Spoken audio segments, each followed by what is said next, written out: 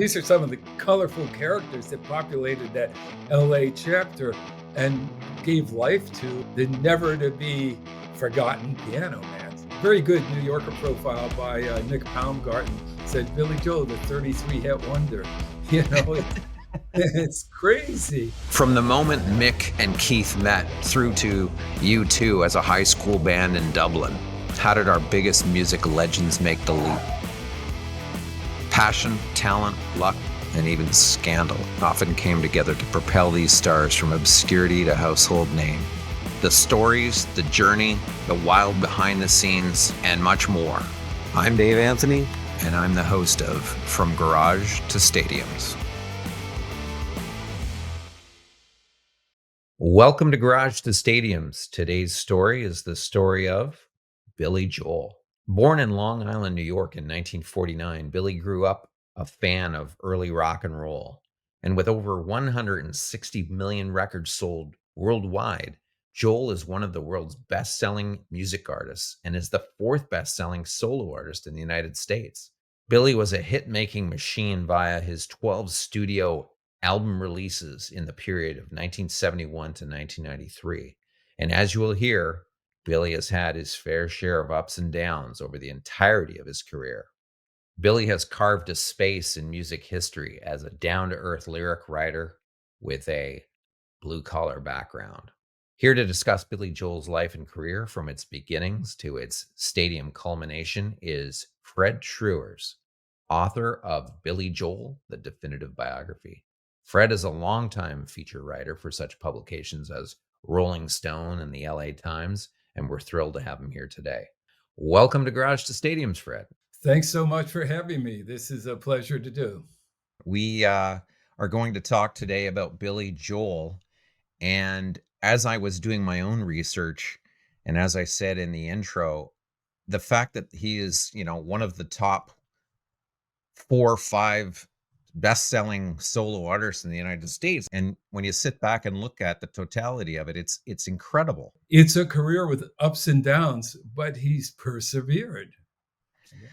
Absolutely. And that perseverance, we're going to get to it because the ups and downs are numerous here in this story. Tell us about Billy, where he grew up and his early life as an adolescent, because that in itself was quite interesting to observe. It really is. He was born May 9th, 1949. The kind of cut to the chase of his emotional history is the dad left when Billy was 7. They were living in basically a housing development in Long Island, a sort of famous one because it had various covenants. It was a completely whitewashed housing development, and it was for families on the rise after World War II.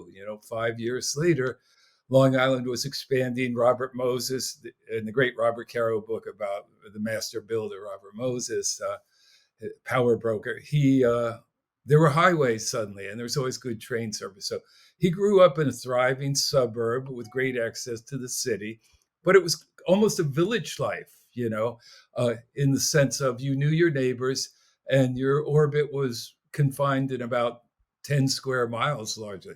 So he grew up as a cosplay Italian guy, right? From a Jewish family, not an especially observant Jewish family. And there's a picture of him. It's in the photo section of the bio, where he's playing with a record, kind of chewing an LP sleeve. And behind him is a Christmas tree. And Jeff Schock, his longtime great friend and aide de camp, who was a great assistance to me as I did my research, he said, just a Jewish boy trying to assimilate, there's a Christmas tree. But so he can joke about that, but he's not without his loyalty to the tribe, for want of a better word. And he did wear a Star of David at a particularly momentous time, a concert where there were worldwide threats, as there always are, to somebody being sectioned off and made other. So he's got a high consciousness of the injustices, various religions and various people meet. So he grew up with that awareness, but not emphasizing it. And he made such a good, hitter kind of guy, complete with the box scene narrative, that people always took him to be like a regular Italian guy Yeah. in the best sense of that word, a regular Long Island guy hang out at the mall and Yeah. sing doo-wop in the bathrooms at the beach. Yeah. Yeah, he went to Catholic schools, he hung out in Italian neighborhoods, he with friends, etcetera, like, he, basically but, the interesting part that you sort of illuminated was the grandparents actually fled Nazi Germany and, you know, ultimately, went via Cuba to get to the US, like, it was quite the backstory to think that, but for fate, Billy Joel isn't in Long Island. Absolutely so, and he said something very akin to that, and, I'm glad you focus in on that because it's a key part of the story. There's an awareness of European history and how his own particular family was decimated is the word people always misuse. Literally, it's a tenth of something is gone, but it was more than a tenth of his family. And in the great Beate Thalberg video, she was an Austrian filmmaker. She visits with him and with his stepbrother, his half brother Alexander, who of course is a very credentialed musician in Austria. They visit the graves of various Joel family members, and his, you know, uh, Helmut was the name of his dad originally. His dad, Carl Joe, Karl, uh, had a thriving linen business. He was selling. He was a big brand name, and a certain town councilor, which was a euphemism for a Nazi, finagler, decided he wanted that business. So Billy's family was under threat. They uh, fled, got themselves over to Switzerland, to neutral country and safety, safe until they decided to come to America and were rejected at the port. There was a limit of 42,000, I think, emigres from the war-torn part of Europe to America. So they were shunted away from the New York harbor, sent down to Cuba, and thus uh, Billy's father was in a uh, middle school with Fidel Castro. So it's a Wow. small world of history. Isn't that crazy? Wow. So It that's history. And finally, the US had a heart and opened things up. And his dad started a pretty thriving career, basically as an itinerant salesman in the electronics business, such as it was then. But mhm, finally fled to Europe. I'm sure they had a branch uh, in Austria, which is where he settled. So Billy was growing up in the company of his mother, the subject of the song Laura, which we can also discuss because mhm, there aren't too many songs about people's moms that have that kind of subdued anger to them, I guess would be the mhm. phrase. Was she just overbearing? Was she I critical? think Was that's a she fair word. It was, and she would call him up on the road. Even the early and notable success didn't quite satisfy her. She was just always worried about him. And Sister Judy had her own kind of emotional problems. And thus, oh, I hate to cut to the suicide attempt. Well, actually, let's do that because, we talk about the, growing up and, the father fled, single mother, money's tight. Billy has, doesn't finish high school. His famous quote is, "I'm not gonna go to Columbia University. I'm going to Columbia Records," he says It's to a his very Billy family. quote, yes. And he tries a series of bands, that don't have much success, and that leads us to a pretty critical point with, a suicide attempt. Yeah, and he's the kind of guy who can tell good joking stories about it, but we have to take that somewhat seriously. People always say in a dismissive way, it's a cry for help, but it was a pretty loud cry for help. And there were two really. There was the Old English furniture polish try, and he's made that into a funny kind of joke story. Yeah, so I was sitting there in the hospital, farting Old English onto the leather seats. But nonetheless, it said that this was a guy in crisis. And Mhm. Judy had some prescription meds. I don't want to invade her privacy too much, but either she allowed him or he found the meds and he took an overdose. And as he would say again with that humor, it's indefatigable humor of his, he said, I woke up and I said, oh, I missed it. So 2 tries is pretty authentic emotional problems. So I have to Mhm. give him a lot of strength for a lot of credit for the strength he's shown over the years, because whether or not he's clinically depressed kind of individual isn't for the likes of me to judge, but Mhm. he's fought through some issues, clearly. Yeah. Yeah, and it certainly is a prelude to some more issues that are coming. After, the one unsuccessful part I found very interesting when he starts with, his compatriot or his partner, John Small, in a band, and that group is disbanded, once Joel begins an affair with John's wife, Yes, of and course, that yes. sorta puts a rift between them, obviously. Uh, he ends up marrying Elizabeth. Yeah, and there's struggles embodied in all of that, but John Small was a terrific interview for me. They ultimately remained friends. John races out to the West Coast where Billy had fled with son Sean, with their son, the son of John and Elizabeth. And John was a terrific interview. He's a very smart, very cool cat. And I remember him saying to me, yeah, that's the part where it gets squirrely for me. I said, yeah, that's pretty squirrely. Your best friend and bandmate, John was the drummer, of course, and famous for the band Attila. But he ran off to the West Coast, and John went out there in search of them. And he had a private detective, and they ended up knocking on the door, and it turned into a little drinks party in the motel. So it's just one of those stories. I think fans who see Billy up on stage don't really glimpse how the vicissitudes of the early life for Billy, early life solo, early life as a band member, early life as a friend with all these issues. So Yeah. Elizabeth comes along, and she's not easy. Of course, met her in researching my book. So, if we backtrack to some of the influences of Billy, he cites like many performers. I mean, I think on virtually every show, the performer cites the February 1964 Beatles appearance on Ed Sullivan, which showed so many people being in a band was possible. You could do this. You too can get a guitar and try this. And he starts to in those succession of bands. You mentioned John Small, the period with Elizabeth, the affair, and even the suicide attempt, which happened, I guess, in 1970. Um, but now we're entering that singer-songwriter era, and Billy is going to become a solo performer with his first album. And he gets, I guess, a lucky break a little bit when one of his tours after that first album comes out, um, gets a little bit of airplay. That Captain Jack song, a Philadelphia station starts to play it. Is that correct?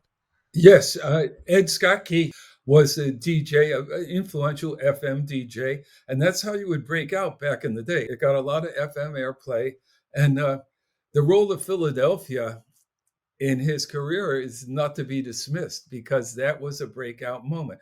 And of course, if you go from not quite Washington, D.C., but from Philly up the coast through New Jersey to New York and out to the island, that's the Billy Crescent. And Ed Skokie had so much to do with that. Absolutely. The FM broke so many artists who otherwise wouldn't have been heard. The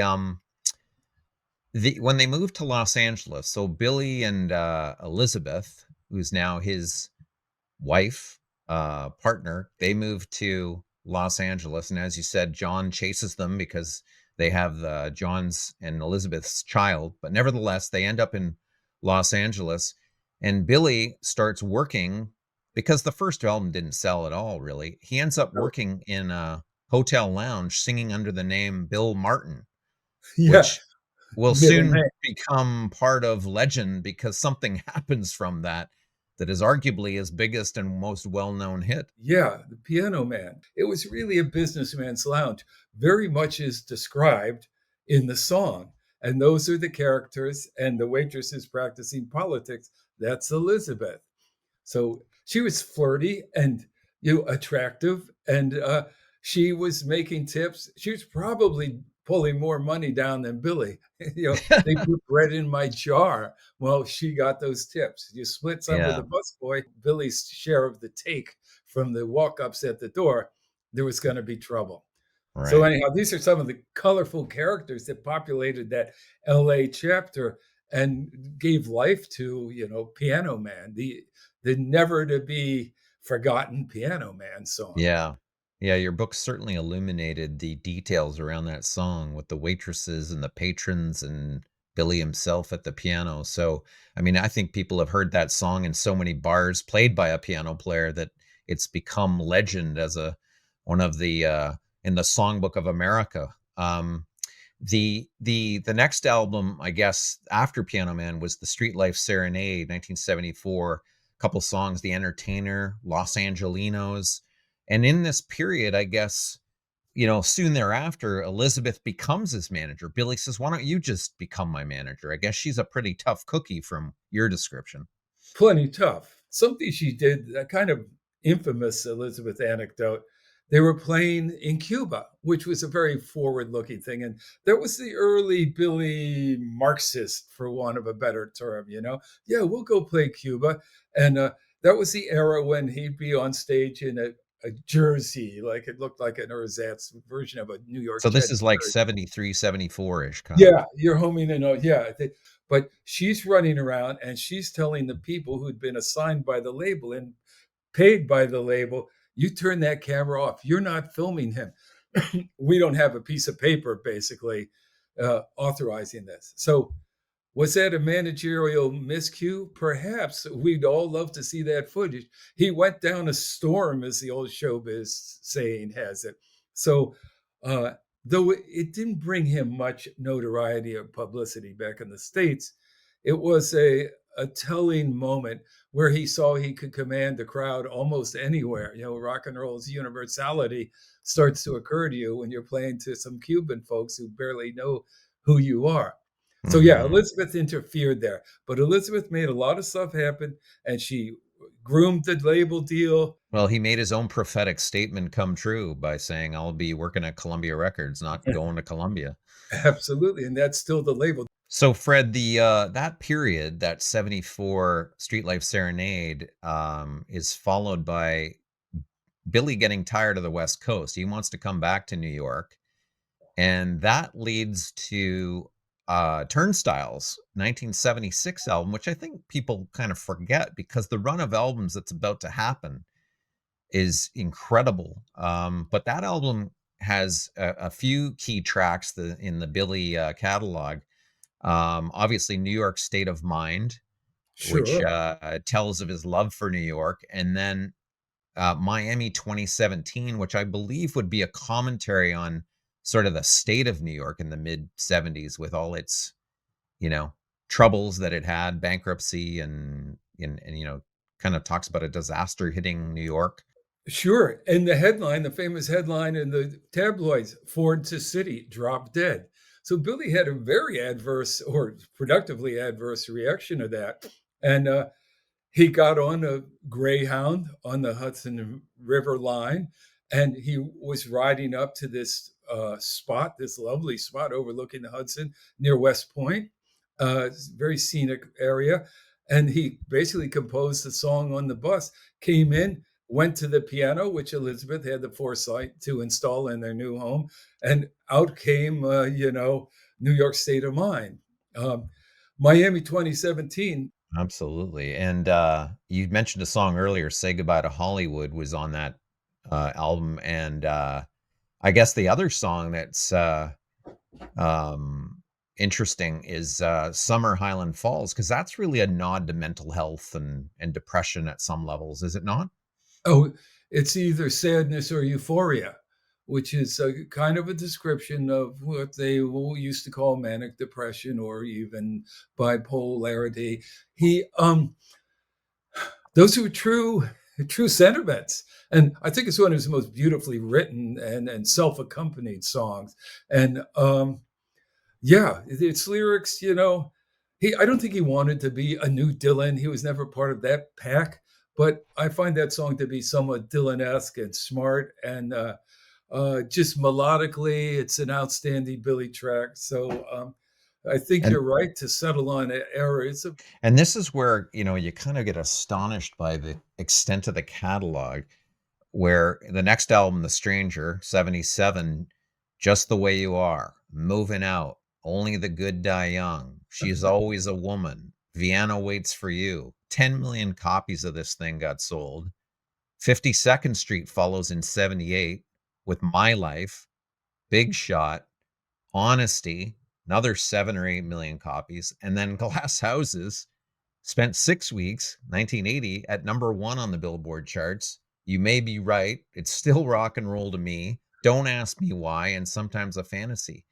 I mean, yeah, this guy was churning out hits. This is kind of like the run that, a lot of artists cite with Bruce Springsteen or the Stones. They have these 4, killer albums in a row. This is Billy's.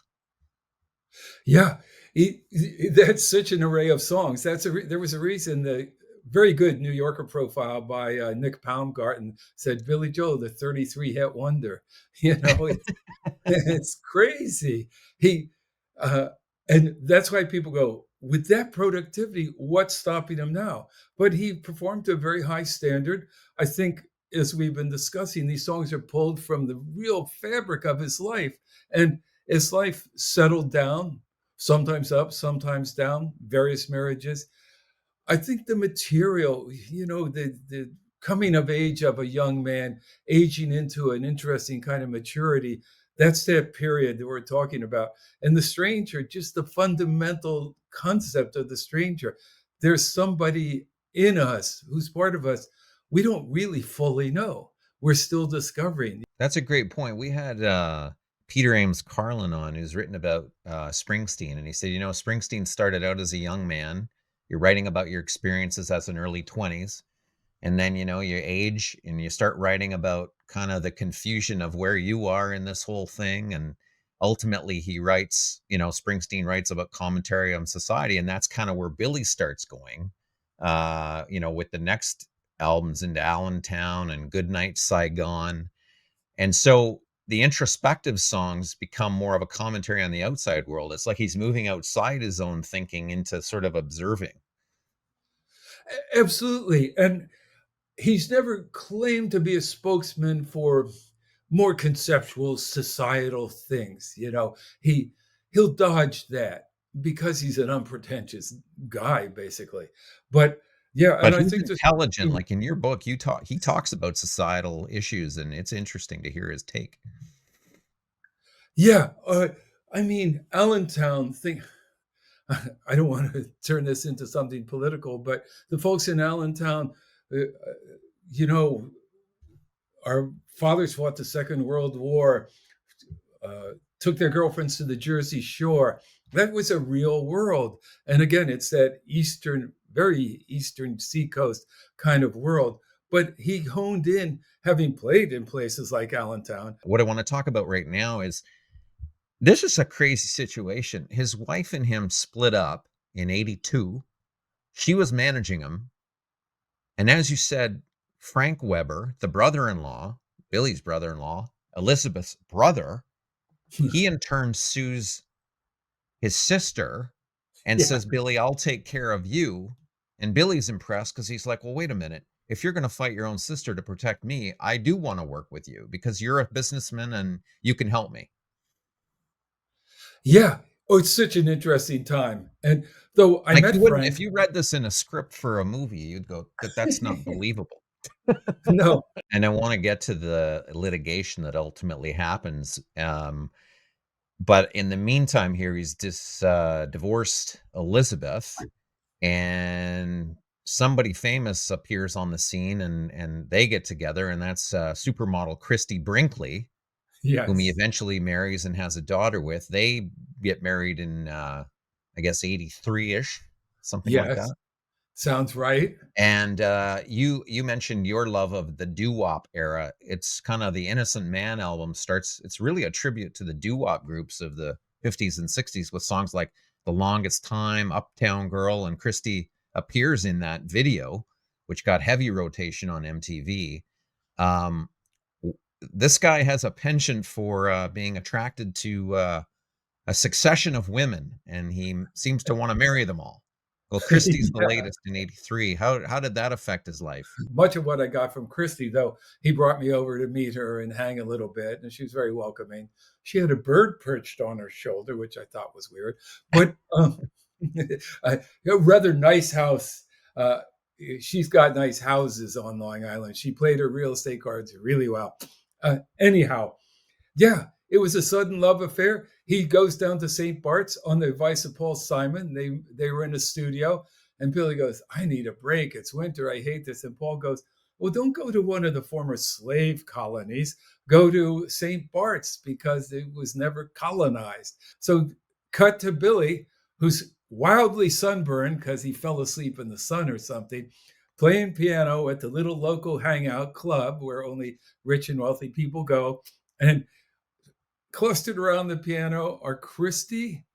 Was Elle already part of Elle Yeah, you McPherson already mentioned in part the of it? book Elle Yeah. McPherson, another supermodel who's 19 at the time. Billy's 33. He's kinda dating Elle McPherson. Elle has a memoir just coming out, which I've got to get my hands on. It's called Uptown Girl. So it's not like anybody's running away from the legend, right? And as he pointed out to me, and I saw quoted in a review of her book, it was really Uptown Girls, but he rewrote it to focus on Christie. And thus we have him dancing across the one filling station in downtown New York with Christie dancing.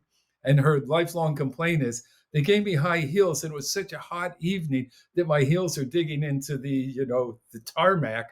The, anyhow, Christie was a great love. It didn't last forever. Well, interestingly, I guess during that period, the Bridge album comes out with "This Is the Time," "A Matter of Trust," which interesting, "A Matter of Trust" becomes kind of prescient in that Christie of his wife warns him. She goes, "There's something not right about this Frank Weber guy." Yes. And she turns out to be pretty insightful because Billy has to end up suing Frank for $90 million. And you outline the litigation. I mean, what this guy did to Billy is just dreadful. Awful. So Frank was not a good citizen in those days. And that lent a lot of credibility when the lawyers came along to help Billy out. Uh, they really were finding evidence of fraud and mismanagement, to say the least. So a Yeah. settlement was eventually reached. Some monies did come out to Billy. And the litigation, I mean, my goodness, what this guy did, he 2.5 million in loans were given without Billy's knowledge to various horse breeding and real estate partnerships. Weber lost more than 10 million of his money in investments of highly speculative nature. This is all part of the filing. Yes. He double billed Joel for his music videos, cheating him on expenses, including travel and accounting fees. He mortgaged Joel's copyrights for $15 million without disclosing it. He used phony financial statements to trick Billy into believing everything was cool. And ultimately, Christie proves to be right because the suit goes forward. But as you said, 90 million becomes something like 3 million as the settlement, which is just a joke, really. It became more symbolic because there was plenty of money coming in now under more proper management. Let's get to basically Christie and Billy ultimately break up, but there's a couple albums in there. One actually interesting song is from the Stormfront album, '89. And you tell the story of how Billy and Sean Lennon were chatting, and Sean, son of John and Yoko, said, "Billy, you were lucky you grew up in the '50s. Life was great, and look what we have today with wars and Middle East and this and that." And Billy said, "Hey, man, it's always been a pretty dreadful world," which leads to the song "We Didn't Start the Fire." Khrushchev, I mean, Joe DiMaggio, Jackie Kennedy, you name it. Uh, so yeah, that was another song. It's probably one of the more frequently played songs in any given set list. And again, one Yeah. of those near novelty songs that happens to just be kind of a banger at the same time. Yeah, yeah. And then he goes on, I guess after, and this, I want to get to the personality of Billy because Another marriage goes bad with Christie, and then he meets Katie Lee, who ultimately becomes she was a college grad. So he was 55, she was 23.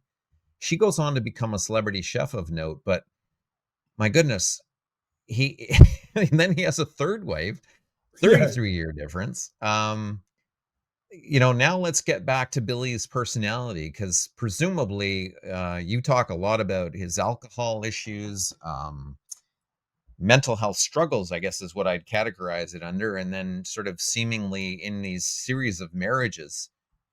Let's talk about his personality. Like, what it's obviously leads to success, but some of the challenges are pretty interesting too here. I think fans would be reassured to know that he's fundamentally the nice guy you want him to be, which doesn't really address why the marriages broke up and stuff. But Katie Lee was in New York with some friends, and I think they were in the bar of the Peninsula Hotel there, and Billy was there, and they met. And he said, "You want to come by and see a show?" The show happened to be Billy's musical, the Twyla Tharp musical, Moving Out. And I think that was one of the rare evenings where he probably jumped on stage, So that's pretty impressive. Then they went out to a fancy dinner, and the flirtation soon evolved into romance. This is just Because such a she would have been near Billy and Christie's daughter's age, I would think. yeah. There's no questioning. As I watched rock stars and movie stars over the years, you're going to date whomever you can date. And there's going to be some what certain people would call age stretching limits, but they weren't really meant for the ages. Billy and Katie Lee. I thought, you're nice. Just like Right. something I'll say about A Rod, Alexis Roderick. Um, That's she's the the kind of third. person that's That's the his fourth. present wife, and of course the mom of these delightful Yeah. new daughters Yeah. who So that's the joined fourth. Alexa That's the Ray fourth Joel. wife in the story, I guess. Say again. That's the fourth wife in the story, correct? There you go. It's interesting how, you talked about the overbearing mother, Rosalind, at the beginning. He ends up with Elizabeth, who's a real tough cookie. He ends up in the hands of Frank Weber, another Yeah, tough there you go. cookie who's almost, I guess, corrupt at some levels. Is Billy just an innocent guy who thinks highly of everyone and doesn't think poorly? Is that how he gets into these situations? Well, that's an interesting point of departure to address. He's also very canny, and he has a lot of trust. An innocent man is not the wrongest song title for a guy like that. He wants to believe that people are of goodwill. I think it says something. The people around him, Brian Ruggles, who does the sound, Steve Cohn, who does the lights, and really is the eminence of set lists and stuff. Uh, Most of the band, there have been replacements of the band over the years, not always done in the kindliest manner. But if you have Billy's trust, you're good to go. So when people betray that trust, it hasn't ruined his perspective on things, you know. Mhm.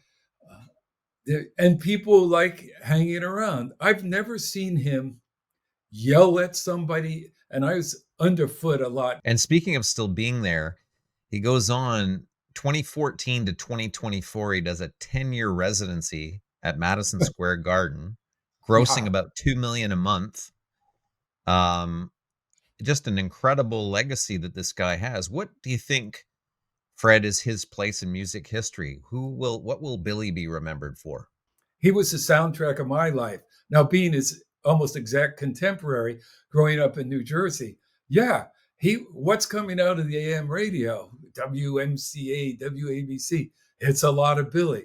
So we all have our personal Billy moments. I mean, the first doctor I got in LA, he said, "Well, what's your history?" I said, "Oh, I did Billy Joel book." He goes, "Oh, yeah, of course. I got married. That was what we played at my wedding."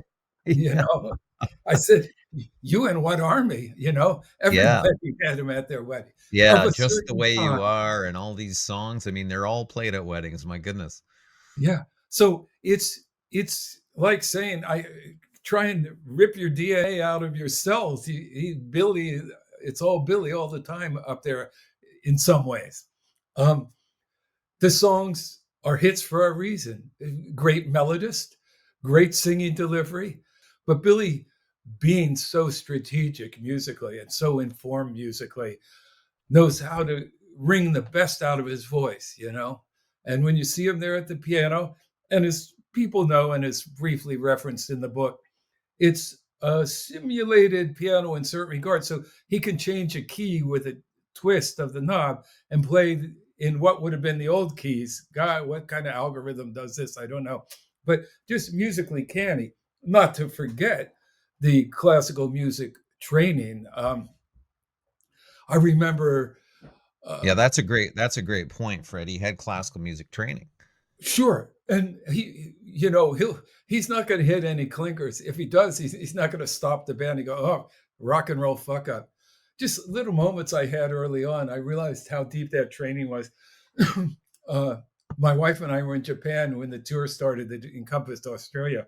And he's sitting in this little smoking lounge. Some Mozart comes on. He says, yeah, you really hear the chromaticism from that era of Mozart. I thought, wow, okay.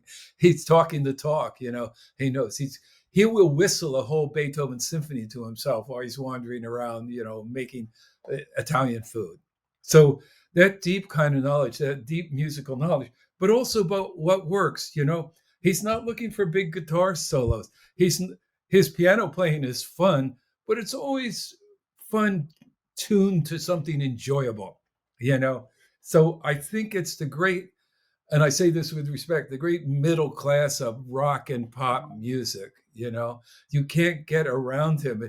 I was interested that Olivia Rodrigo was interviewed by the New York Times, and they said, you've got your favorites, you're the older artists. She goes, Billy Joel is everything.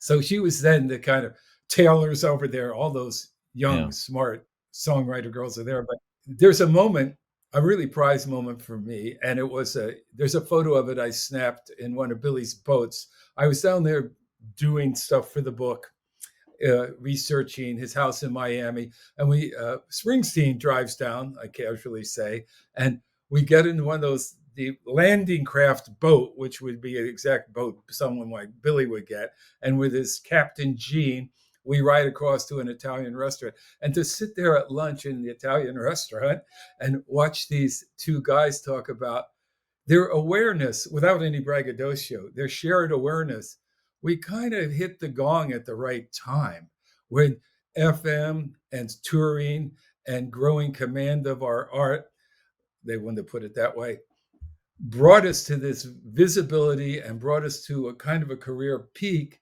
Uh, and weren't we lucky? And we're we Yeah. all lucky to have them doing it. You must have done something right when Ray Charles inducts you into the Hall of Fame of Yeah. Rock and Roll Hall of Fame. And Ray says to him, Billy's out there, Ray finishes his speech, and he says, I got you, brother. Come on up. Yeah. Yeah. Hey, Yeah. Fred, what 3 songs should the audience give a listen to either get a flavor for Billy through the ages or unheard cuts that you think, or just some theme that you'd apply to say, hey, audience, Billy Joel, here's 3 you should listen to. Well, I'm sure these three, Rolling Stone asked me when the book came out to do a selection of 10 songs that I really liked. That you heard 2 of them already, and I'm such a cheese ball because I love Say Goodbye to Hollywood for the Phil Spector in it and the way he delivers. And again, if you can say banger about a man of my age and his age, that's a banger. Uh, Longest Time I like. Again, more doo-wop. I'm really showing my age, but I think that's really a sweet song. But the one, if I had one favorite, I suppose it's River of Dreams, which is kind of career capping. We didn't know it when it came out. And that, of course, is from the last album. Famous Last Words was like a late cut on the late album. And River of Dreams, it incorporates these gospel elements that I thought were so smartly arranged. And it's about a songwriter's journey or anybody's journey. It can universalize itself. I just find it emotionally a very touching and evocative song. So We've today been speaking with the author of Billy Joel, the definitive biography. Fred, it's been an absolute pleasure to have you here. We really enjoyed your giving us the insights on Billy. Well, thank you. I really enjoy your podcast, and you show deep homework. And I'm happy to talk about him because, it became a friendship, really. And maybe if that clouds any critical judgment I might have, he's still that really solid guy. And I'd like that to come through to people.